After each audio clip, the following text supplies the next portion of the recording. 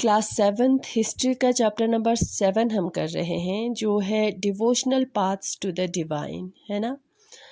तो जैसे कि मैंने इससे पहले वाले लेसन में आपको बताया कि इस चैप्टर में हम भक्ति मूवमेंट्स के बारे में हम पढ़ेंगे, सूफी मूवमेंट्स के बारे में हम पढ़ेंगे, है ना। तो ये भी बताया कि जो हम पूजा करते हैं, जो हम वर्शिप करते हैं, वो अलग अलग होता है। कोई भजन गाते हैं, कोई कीर्तन गाते हैं, कोई कव्वालीज गाते हैं, है ना। कोई साइलेंटली भगवान का नाम लेते हैं, है ना, उनका नाम जपते हैं।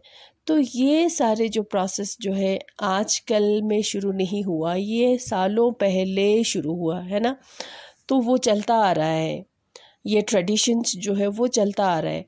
तो ये किसी न किसी ने कहीं ना कहीं तो शुरू किया होगा, है ना। ये सारे मूवमेंट्स के बारे में हम पढ़ रहे हैं, है ना। आइडिया ऑफ सुप्रीम गॉड के बारे में हमने पढ़ा।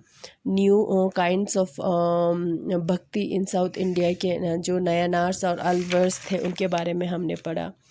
फिलोसफी एंड भक्ति के बारे में हमने पढ़ा। बसावनास और वीराशिविज़म के बारे में हमने पढ़ा। फिर हमने सेंट्स ऑफ महाराष्ट्र के बारे में हमने पढ़ा, है ना। तो आज हम यहाँ से शुरू करते हैं, नतपंथीस, सिद्धास एंड योगी। ठीक है, इस बारे में हम पढ़ेंगे कि ये कौन थे ये group. This group became popular in north India and among low caste. ये जो ग्रुप है, कौन सा ग्रुप, नतपंथीस, सीधास एंड योगी जो है बहुत ही पॉपुलर हो गए, मशहूर हो गए नॉर्थ इंडिया में और स्पेशली लो कास्ट के लोगों में। ठीक है, दे एडवोकेटेड, और ये बताते हैं, कौन ये बताते थे, नतपंथी, सिद्धास एंड योगी ये कहते थे कि हमें क्या करना चाहिए, वर्ल्ड का, इस दुनिया का त्याग करना चाहिए, रिनंसिएशन कर देना चाहिए। और ये ग्रुप जो है इस बात में बिलीव रखते थे कि हमें जो सल्वेशन हमें प्राप्त होंगे किसके थ्रू, मेडिटेशन के थ्रू। ठीक है, अब मेडिटेशन करने के लिए हमें ट्रेनिंग चाहिए, है ना। ट्रेनिंग ऑफ माइंड की ट्रेनिंग होनी चाहिए, बॉडी ट्रेनिंग होना चाहिए। और वो कैसे करेंगे हम, योगासनास करेंगे, ब्रीदिंग एक्सरसाइज करेंगे, मेडिटेशन करेंगे, है ना। तो ये ग्रुप कहते थे कि हमें सल्वेशन पाने के लिए, मोक्ष की प्राप्ति होने के लिए हमें क्या करना चाहिए, इस दुनिया को छोड़ देना चाहिए, त्याग देना चाहिए, गिव अप कर देना चाहिए, और हमें कहीं दूर जंगल में जाके क्या करना चाहिए, मेडिटेशन के थ्रू, ठीक है, सल्वेशन पाने की हमें कोशिश करना चाहिए। और मेडिटेशन करने के लिए हमें सबसे पहले क्या करना चाहिए, ट्रेनिंग करना चाहिए, जैसे कि कुछ ऐसे जैसे कि योगासना करना चाहिए, ब्रीदिंग एक्सरसाइज करना चाहिए, मेडिटेशन करना चाहिए। ये कहते थे नतपंथी, सीधास और योगी कहते थे। ठीक है, अब उसके बाद आता है हमारा इस्लाम एंड सूफीज़म आता है। ठीक है, सूफीज़ जो है, जैसे कि हिंदूज में जैसे कि सेंट्स होता है ना, जैसे कि संत होता है, वैसे ही इस्लाम में, मुस्लिम में जो रिलीजियस हेड जैसे होते हैं उसको कहते हैं, उनको कहते हैं सूफीज़। ठीक है, अब जो सूफीज़ जो है ये क्या कहते थे, अब सुनो, सूफीज़ जो है ये कहते थे कि जो हम दिखावा करते हैं, रिलीजन के नाम पे जो दिखावा करते हैं वो नहीं करना चाहिए, उसको वो रिजेक्ट करते हैं। और आइडल वर्शिप, जो मूर्ति के जो हम पूजा करते हैं उसको भी वो रिजेक्ट करते हैं। ठीक है, तभी तो जो हम कहीं दरगाह में जाते हैं या कभी कहीं मस्जिद में जाते हैं, वहाँ पे कोई मूर्ति, कोई कुछ नहीं होते हैं, सिर्फ अगर देखेंगे तो हम कोई बुक देखेंगे उसमें, है ना। तो ये जो सूफीज़ जो है इस्लाम में जो है वो इस तरह जो दिखावा, जो हम रिलीजन जो होता है वो उस पे उसको रिजेक्ट करते हैं, आइडल वर्शिप को रिजेक्ट करते हैं। ठीक है, और they emphasize on love and devotion to God and compassion towards all feeling human beings. जो वो कहते थे कि जो हमें क्या करना चाहिए, भगवान के प्रति जो है हमारे दिल में प्यार होना चाहिए। ठीक है, और सारे जो ऑल ह्यूमन बींग्स, ठीक है, दूसरे जो हमारे तरह है, जो ऑल ह्यूमन बींग्स है उनके प्रति भी हमारा कंपेशन होना चाहिए। ठीक है। इस्लाम प्रोपेगेट स्ट्रिक्ट मोनोथियज्म और सबमिशन टू गॉड। इस्लाम में सिर्फ वन गॉड, एक ही भगवान है, बस उसकी पूजा करो, उसको मानो, जिसको कहते हैं मोनोथियज्म को, मोनोथियज्म कहते हैं वन गॉड को, ठीक है। इस बात पे को वो पे बिलीव करते थे, ठीक है। सोफीज टू कंपोज पोइम्स, जिस तरह से संत जो है पोइम्स लिखते थे, उसी तरह से सोफीज भी पोइम्स लिखते थे, और जिसमें वो लोग अपने फीलिंग्स को एक्सप्रेस करते थे, ठीक है। एनेक्डोट्स, फैबल्स, छोटे छोटे प्लेस होते हैं, ठीक है, इस तरह के कुछ वो लोग लिखते थे। जो सेंट्रल एशिया से जो ग्रेट सोफीज़ थे वो कौन कौन थे? गज़ाली थे, रूमी थे, सादी थे, ठीक है। Sufi believe that heart can be trained look at the world in a different way. अब वर्ल्ड को देखने के लिए, इस दुनिया को देखने के लिए हमें क्या करना चाहिए? अपने दिल को ट्रेन करना चाहिए। जिस तरह से हम देखना चाहते हैं, जिस तरह से इस वर्ल्ड को देखना चाहते हैं, उसी तरह से हम देख सकते हैं अगर हम अपने हार्ट को ट्रेन करें तो। मेथड्स ऑफ ट्रेनिंग, आप ट्रेनिंग के लिए क्या क्या मेथड्स है? यूजिंग जिक्र, चांटिंग करना, ठीक है, नाम जपना, कंटेम्पलेशन, समा, सिंगिंग, ये सारे जो होता है, जो क्या करते हैं, जिसकी वजह से हम क्या कर सकते हैं? वर्ल्ड को देख सकते हैं, ठीक है। हाँ, ब्रीथ कंट्रोल, उस उनमें भी, सोफीज़ में भी, जैसे कि मेडिटेशन, ब्रीदिंग कंट्रोल जो है वो भी आते हैं, मगर ये सब हम करेंगे किसी मास्टर के गाइडेंस के अंडर, अपने आप नहीं करेंगे, ठीक है। ये ऐसा सोफीज़ कहते थे, ठीक है। फिर क्या हुआ कि बहुत सारे लार्ज सेंट्रल एशिया से बहुत सारे हिंदूज़ जो है वो हिंदुस्तान में, बहुत सारे सोफीज़ जो है हिंदुस्तान में आए और सेटल्ड होना शुरू हुआ। कब? जब दिल्ली सुल्तानेट बने, ठीक है। जब दिल्ली सुल्तानेट जो है एस्टैब्लिश हुआ, तब बहुत सारे सोफीज़ जो है सेंट्रल एशिया से आए और इंडिया में आके वो लोग सेटल्ड हुए, ठीक है। फिर उससे उनका सिलसिला शुरू होता है, जिसको चिश्ती सिलसिला कहते हैं। और इसमें पूरा उस चिश्ती सिलसिले में क्या होगा? ग्रुप ऑफ पीपल होगा, जैसे कि ग्रुप ऑफ सोफीज़ होंगे, ठीक है।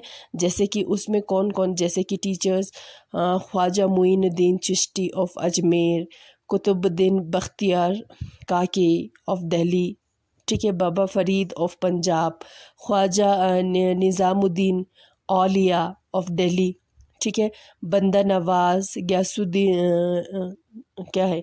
गेसू दराज ऑफ गुलबर्गा, ठीक है। ये सारे कौन है? सोफीज़ है, जो उनके चिश्ती सिलसिले में आते हैं, ठीक है। अब जो है ये एक उनका एक मीटिंग होता था, ठीक है, कहाँ पे? खनकाज में, जिसको हॉस्पिसिस कहते थे। अब जो सारे लोग जो इनको सोफीज़ को मानते थे, वो सारे लोग जो है वहाँ जाते थे, ठीक है। और ऑर्डिनरी पीपल जो है, लोग जो है उसमें जाते थे, उस खनका में जाते थे, और पूरा स्पिरिचुअल मैटर्स के बारे में जो है क्या करते थे? वो लोग डिस्कस करते थे, ठीक है। फिर लोगों को उनका ब्लेसिंग्स मिल जाता था, और जिसको भी जो भी प्रॉब्लम होते थे उनको वो सॉल्व करते थे, ये सोफीज़ जो है सॉल्व करते थे। और लोग ये मानते थे कि ये सोफीज़ जो है उनमें जादुई पावर्स जैसे है, कुछ पावर है जो हमें क्या कर सकते हैं? हमारे दुख दर्द को, हमारे ट्रबल्स को, हमारे दुख को, हमारे दर्द को जो है ये सोफीज़ जो है दूर कर सकते हैं, ठीक है। फिर जो इनका जो दरगाह टॉम्ब होता है ना, जो वो उन लोगों का जो है एक जगह बन गया, जहाँ पे लोग जो है क्या करते हैं? दर्शन करने के लिए जाते हैं। समझ में आया? फिर हमारा है religious development in north India. देखो यहाँ पे new religious developments in north India, emergence of भक्ति मूवमेंट इन नॉर्थ इंडिया। अब नॉर्थ इंडिया में भी ये जो भक्ति मूवमेंट जो है वो स्टार्ट हुआ, ठीक है। जैसे कि इस्लाम, ब्राह्मणिकल हिंदुइज़्म, सूफीज़्म, भक्ति, नतपंथ, सिद्धास, योगी जो है ये क्या करते हैं, एक दूसरे को इन्फ्लुएंस करते हैं। ठीक है, तो लोग जो है ख़ास करके जो क्राफ्ट पर्सन है, पीजेंट्स है, लेबरर्स है, लोग जो है इन लोगों को सुनने के लिए जाते हैं। ठीक है, इन जो न्यू सेंट्स आए हैं, कुछ आए हैं, कोई साधु आए हैं, तो इन लोगों को लोग सुनने के लिए जाते हैं। Some of them like Kabir and Baba Guru Nanak rejected. अब जो है इसमें से कुछ लोग जो है जैसे कि कबीर और बाबा गुरु नानक जो है वो रिजेक्ट करते थे ऑर्थोडॉक्स रिलीजन्स पे। ठीक है, अदर्स लाइक जैसे कि तुलसीदास, सूरदास जो है जो एग्जिस्ट कर रहे हैं, जो उस टाइम जो रिलीजन को लेकर लोगों की सोच थे या लोगों के प्रैक्टिस थे उसी को वो लोग एक्सेप्ट करते थे। समझ में आया? Tulsidas conceived of God in the form of Rama. Tulsidas जो है किसके डिवोटी थे? राम के यानी कि रामा के डिवोटी थे। ठीक है, और उन्होंने कुछ लिखा, एक बुक लिखा जिसका नाम था रामचरितमानस, जो अवधी लैंग्वेज में लिखा हुआ था, और ये लैंग्वेज जो है यूपी में, उत्तर प्रदेश में यूज़ होते थे। ठीक है, उसी तरह से सूरदास जो है ये हो गया तुलसीदास। तुलसीदास किसके डिवोटी थे? रामा के डिवोटी थे। और सूरदास जो है किसके डिवोटी थे? कृष्ण देवता, कृष्ण भगवान के डिवोटी थे। ठीक है, फिर उन्होंने भी लिखा बुक जैसे कि सूरसागरा, सूरा सरावली, ठीक है, साहित्या लहारी, जिसमें इस बुक में उनके डिवोशन, उनके भक्त जो है उसके बारे में बताते हैं। ठीक है, फिर उसके बाद नॉर्थ इंडिया में आते हैं शंकरा ऑफ असम, शंकरा देवा ऑफ असम। ये जो है किसके भक्त थे? विष्णु के भक्त थे। ठीक है, उन्होंने भी बहुत सारे पोएम्स लिखे, बहुत सारे प्लेस लिखे, जो कौन से लैंग्वेज में लिखे? असमीज लैंग्वेज में लिखे। किसने? शंकरा देवा ने।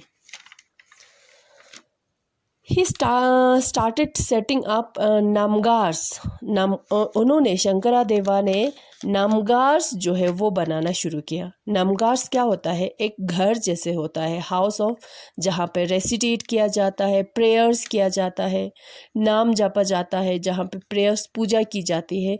जो नामगार्स जो है ये अभी भी कंटिन्यू है, ये अभी भी हो रहे हैं, ये अभी भी है जहाँ पे लोग वहाँ जाते हैं रेसिटेशन और प्रेयर्स के लिए।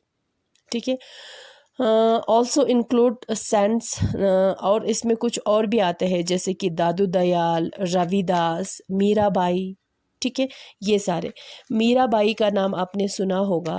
मीराबाई जो है एक लड़की थी, ठीक है, जो क्या था? राजपूत जो है प्रिंसेस थी, राजकुमारी थी राजपूत का, और उनकी शादी जो है एक रॉयल ख़ानदान में हुए। कहाँ पे हुए? मेवाड़ में हुए। किसकी शादी? मीराबाई की शादी जो है मेवाड़ में हुई। ठीक है, क्योंकि वो खुद एक राजकुमारी थी, तो वो उनकी शादी एक रॉयल फैमिली में, राजकुमार वाले फैमिली में हुए। ठीक है, अब ये मीराबाई जो है रविदास का डिसिपल था, यानी कि स्टूडेंट था, जैसे कि उनको फॉलो करते थे वो। कौन? मीराबाई रविदास को फॉलो करते थे। रविदास कौन था? एक सेंट था जो अनटचेबल कास्ट से बिलोंग करते थे। ठीक है, अब ये मीराबाई जो है किसके डिवोटी थे? किसके भक्त थे? कृष्ण के भक्त थे, भगवान कृष्ण के भक्त थे। ठीक है, उन्होंने बहुत सारे भजन्स जो है उन्होंने लिखे। किसने? मीराबाई ने भजन्स लिखे, और जिसमें उनकी डिवोशन बताते हैं, उनके भक्त को बताते हैं कि वो कृष्ण भगवान को कितना मानते हैं, वो बताते हैं उस भजन्स में। ठीक है, और उनके सॉन्ग में जो अपर कास्ट जो है, जो खुद को सोसाइटी का सबसे बड़ा मानते हैं, सबसे पहले आने वाले जो कास्ट मानते हैं, उसको उन्होंने चैलेंज किया। मीराबाई के सॉन्ग जो है कुछ ऐसे भी थे जिसमें ये जो अपर कास्ट जो है उनके बारे में भी था। ठीक है, वो बहुत ही मशहूर हो गए। मीराबाई कहाँ पे? राजस्थान और गुजरात के लोगों में बहुत ज़्यादा वो फेमस हो गई। ठीक है, Their works were composed in a regional language and could be sung. अब इन सब में क्या था, कुछ थे जो कुछ फीचर्स थे, वो क्या थे, उनका जो भी वो लोग लिखते थे वो रीजनल लैंग्वेज में लिखते थे। रीजनल लैंग्वेज वो होता है जो सारे उस रीजन में उस जगह पे रहने वाले लोग जो है जिसको अंडरस्टैंड कर सकते थे, ठीक है। और ये इस वजह से लोग जो है उसको गा पाते थे, ठीक है। They became popular and handed down orally from generation to generation. अब जो उनके जो कंपोज किए गए जो भी होगा, भजन्स होगा, पोएम्स होगा, जो भी होगा, ये जो है लोग जो है एक जनरेशन से दूसरे जनरेशन ऑरली ज़ुबानी जो है पास होते गए। जो अभी जो हम लोग गाते हैं, भजन्स गाते हैं, कीर्तन्स गाते हैं, कव्वाली गाते हैं, ये सारे इन्हीं मूवमेंट्स का से आए हुए हैं, है ना। जो अभी जो है ये हमारे लिविंग का, हमारे कल्चर का एक पार्ट बन गया हुआ है, एक हिस्सा बन गया हुआ है, जो इस तरह से शुरू हुआ था, जो इस तरह से लोगों ने गाया होगा, लोगों ने लिखा होगा, लोगों ने बनाया होगा, और लोग उसको गाते आए, एक जनरेशन से दूसरे जनरेशन ये पास होते गए, जो अभी भी चलता है। समझ में आया? अब इसमें हम अभी थोड़ा सा हमने बाबा गुरु नानक और कबीर के बारे में थोड़ा सा हमने इनका जिक्र हुआ था। अब उन दोनों के बारे में हम थोड़ा सा डिटेल से हम देखते हैं कि वो कौन कौन थे। कबीर और बाबा गुरु नानक जी के बारे में हम थोड़ा सा और ज़्यादा देखते हैं, ठीक है। कबीर जो है एक सेंट थे, ठीक है। Brought up in a Muslim family, जो वो बड़ा हुआ था एक मुस्लिम के फैमिली में, और वो फैमिली क्या था, वीवर्स था, जिसको जुल्हास कहते हैं। वीवर्स यानी कि कपड़ा बनाने वाला, ठीक है। कहाँ पे वो पैदा हुए थे? बनारस में पैदा हुए, जो अभी वाराणसी है, ठीक है। वर्सेस साखीस एंड पद्स, उन्होंने बहुत सारे वर्सेस लिखे, बहुत सारे पद्स लिखे, ठीक है। और जो है जो जिसको किसने गाया, जो भजन सिंगर्स होते हैं ना, जो भजन गाने वाले होते हैं ना, उन्होंने गाया कबीर के इन सब को, ठीक है। कबीर के पद्स को, कबीर के वर्सेस को। Letter preserve in Guru Granth Sahib, पंचवनी and बिजक। अभी उनके जो वर्सेस और ये पद्स जो है प्रिजर्व करके रखा हुआ है, कहाँ पे? गुरु ग्रंथ साहिब में, पंचवनी में और बिजक में। His teaching criticized external worship, preeminence of priestly class and caste system. Kabir जो है ज़्यादातर क्रिटिसाइज करते हैं, खिलाफ होते हैं, कहाँ पे? जो एक्सटर्नल वर्शिप होता है, जो दिखावा करते हैं, वर्शिप करते हैं, जो सोसाइटी में जो प्रीस्ट जो क्लास होता है, जो प्रीस्ट होना, जो साधु जो है वो खुद को सुपीरियर मानते हैं, उसको क्रिटिसाइज करते थे। और जो क्लास ये कास्ट सिस्टम, सोसाइटी में जो कास्ट सिस्टम, कास्ट के नाम पे लोगों को डिवाइड करके रखा हुआ था, इसको वो क्रिटिसाइज करते थे, यानी कि खिलाफ थे। कौन? कबीर, ठीक है। और जब वो पोइट्री लिखते थे या पोइम्स लिखते थे, वो ज़्यादातर कौन सा लैंग्वेज यूज़ करते थे? हिंदी लैंग्वेज यूज़ करते थे, जो सबको समझ आ जाता है। हिंदी लैंग्वेज जो है वो सबके समझ में आ जाता है।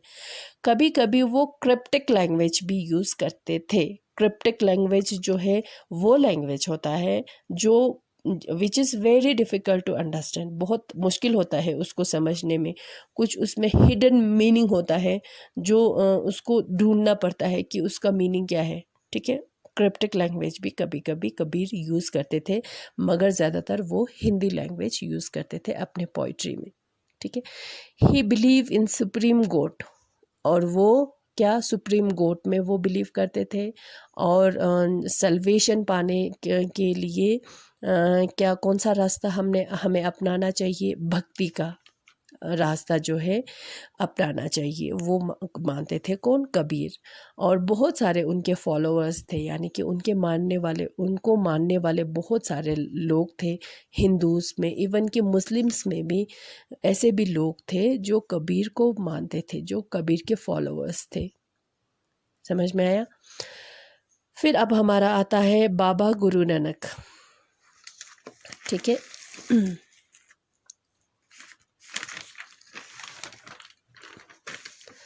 आप देखो, बाबा गुरु नानक जी जो है बोर्न हुआ था तलवंडी में। तलवंडी एक जगह का नाम है जो अभी पाकिस्तान में है, ठीक है। उन्होंने एक अपना सेंटर बनाया, कहाँ पे? करतारपुर में, ठीक है। उनका एक कॉमन किचन होता है जिसको लंगर बोलते हैं, जहाँ पे कोई भी आके वहाँ पे खा सकते हैं। इसमें कोई कास्ट सिस्टम नहीं है, इसमें कोई जेंडर नहीं है, इसमें कोई क्रिएट नहीं है, ठीक है। जो उनका जो सेक्रेट प्लेस स्पेस होता है जहाँ पे पूजा किए जाते हैं, सेक्रेट स्पेस यानी कि वो होता है धर्मसाल। धर्मसाल जो अभी उसको गुरुद्वारा के नाम से मशहूर है, जो अभी, समझ में आया? गुरु नानक जो है, ऐसे कितने गुरु आए, जैसे कि गुरु नानक के बाद जो है ऐसे 10 गुरु आए। कितने? 10 गुरु आए। गुरु नानक जी ने क्या किया, उनके डेथ से पहले, ठीक है, उनके डेथ से पहले एक इंसान को, किसको? जिसका नाम था लहना या उनका गुरु अंगद के नाम से भी जाना जाता था। लहना को यानी कि गुरु अंगद को उन्होंने अपने सक्सेसर चुना, ऐसे सक्सेसर चुना, यानी कि जब मेरा डेथ हो जाएगा, गुरु नानक ने बोला जब मेरी डेथ हो जाएंगे, जब मैं मर जाऊंगा, जो मेरा जो काम होगा, मेरा जो पद होगा, वो कौन संभालेगा? लहना संभालेगा, जो गुरु अंगद के नाम से मशहूर हुए। और गुरु नानक जी जो है उनकी डेथ हो गई कब? 1539 में। अब गुरु अंगद जो किसका सक्सेसर था? गुरु नानक जी का सक्सेसर था, ठीक है। तो उन्होंने क्या किया कि ये बुक होते हैं ना, इस तरह से लिखा जिसमें उन्होंने इंक्लूड किया गुरु नानक के जो टीचिंग्स को उन्होंने इंक्लूड किया, ठीक है। उसमें अपना भी कुछ ऐड किया और एक बुक जैसे बनाया जिसको कहते हैं, जिसका नाम है गुरमुखी, ठीक है। फिर गुरु अंगद के बाद जो तीसरा सक्सेसर आया, गुरु अंगद जो है उनकी भी डेथ हो गई, फिर उसके बाद कोई और सक्सेसर बना, फिर कोई और बना, इस तरह से करके कितने आए? 10 आए, ठीक है। फिर जो है जब थर्ड सक्सेसर जो है गुरु अंगद का था, वो उन्होंने भी लिखा, ठीक है। उन्होंने भी लिखा और जिसको उन्होंने जिसका नाम रखा नानक, ठीक है, नानक करके नाम रखा। गुरु अर्जन फिर आता है, उन्होंने क्या किया? 1604 में compile by adding writings of, फिर उन्होंने भी पूरा ये जो बुक जो होता है ना, वो उन्होंने भी कंपाइल किया और उसमें बहुत सारे अलग अलग लोगों का टीचिंग भी उन्होंने ऐड किया, जैसे कि शेख फरीद, संत कबीर, भगत नामदेव और गुरु तेग बहादुर, ठीक है। गुरु गोविंद सिंह, फिर आता है गुरु गोविंद सिंह जो गुरु अर्जन का बेटा भी था और वो सक्सेसर भी था, ठीक है। फिर ये सारे कॉम्पिलेशन जो बुक था, जैसे कि गुरमुखी था, नानक था, फिर उन्होंने गुरु अर्जन ने भी लिखा हुआ था, इस सब को उन्होंने इकट्ठे किया, सबको एक बुक जैसे बनाया, उसको फिर उन्होंने उसको प्रूव कर दिया, ठीक है, उसको पास कर दिया, जैसे कि, ठीक है, कब? 1706 में। जो अभी ये सारे कॉम्पिलेशन जब कंप्लीट हुआ तो वो एक बड़ा सा बुक बन गया, किताब बन गया, जिसको कहते हैं गुरु ग्रंथ साहिब। ये गुरु ग्रंथ साहिब जो है अभी सिख का होली बुक है, होली स्क्रिप्चर है, ठीक है। सिखिज़्म जो रिलीजन का जो होली स्क्रिप्चर जो है वो कौन सा है? गुरु ग्रंथ साहिब है, ठीक है। फिर ये बनाना शुरू, उसमें हर लोग 10 गुरुस के जो है टीचिंग्स जो है उसमें इंक्लूड है और उन 10 गुरुस को छोड़ बहुत सारे और भी लोगों का टीचिंग जो है उसमें इंक्लूड है। समझ में आया? फिर ये मैं इसमें से बुक में से एक्सप्लेन करूँगी क्योंकि ये थोड़ा सा लॉन्ग था, तो इसलिए मैंने इस पे नोट डाउन नहीं किया, ठीक है। गुरु नानक के जो फॉलोअर्स थे, उनको मानने वाले लोग थे, वो बहुत ही ज़्यादा इंक्रीज होते गए, ठीक है, बढ़ गए, उनके नंबर्स जो है वो बढ़ते गए, ठीक है। अब जो है वो जो गुरु नानक जी को जो फॉलो करते थे वो हर कास्ट से बिलोंग करते थे, ठीक है। Belong to a number of caste but trader, agriculture, artisans and craft person predominant. उसमें हर लोग थे, ट्रेडर्स भी थे, एग्रीकल्चरिस्ट भी थे, आर्टिसंस भी थे, क्राफ्टमैन्स भी थे। ठीक है। गुरु नानक जी ये बोलते थे कि जो मेरा फॉलोअर्स होगा वो हाउस होल्डर्स होगा। ठीक है। हाउस होल्डर मतलब जैसे कि मेरा फॉलोवर्स ऐसा नहीं होना चाहिए कि वो अपने घर गृहस्थी को छोड़ के मेरे पीछे पीछे आए और अपना सारे वक्त जो है उसी पूजा पाठ में स्पेंड करे। वो जो है वो चाहते थे कि हाउस होल्डर्स होगा, जो काम करते होंगे। ठीक है। जो अलग अलग तरह के काम करते होंगे, जैसे कि ट्रेडर्स हो गया, एग्रीकल्चरिस्ट हो गया, आर्टिसंस भी हो गया। ठीक है। जो अलग अलग तरह के काम करते होंगे, और ये भी वो बिलीव करते थे, इसकी भी उम्मीद करते थे, अगर ये लोग अलग अलग कास्ट से लोग आएंगे, अलग अलग ऑक्यूपेशन से लोग आएंगे, तो वो क्या करेंगे, अपने कम्युनिटी के फंड में उसमें वो कुछ फंड भी दे सकते हैं, दान भी दे सकते हैं, है ना। तो क्या हुआ, जैसे जैसे 17th सेंचुरी स्टार्ट हुआ, जो टाउन रमदासपुर, जो उनका गोल्डन टेम्पल था, ठीक है, जो गुरुद्वारा था, उसके आसपास जो है क्या बस गए, टाउन बस गए, जिसको कहते हैं रमदासपुर। ठीक है। अब जो है, अब ये जो गोल्डन टेम्पल के आसपास जो ये रमदासपुर जो है क्या था, पूरा उस शहर में क्या था, उस टाउन में पूरा चहल पहल, लोग बस, हाँ, वहाँ पे पूजा भी हो रहा है, प्रेयर्स भी हो रहा है, वर्शिप भी हो रहा है, साथ साथ में लोग अलग अलग तरह के काम भी कर रहे हैं। तो पूरा ये था, क्या कहते हैं हम, state with in the state कह सकते हैं। फिर मुग़ल के एम्परर को, जहांगीर को ये लगा कि ये 10 गुरुज़ का ये जो है, जो सिख का जो है, ये हमारे लिए क्या हो सकता है, हमारे लिए ख़तरा हो सकता है। ठीक है।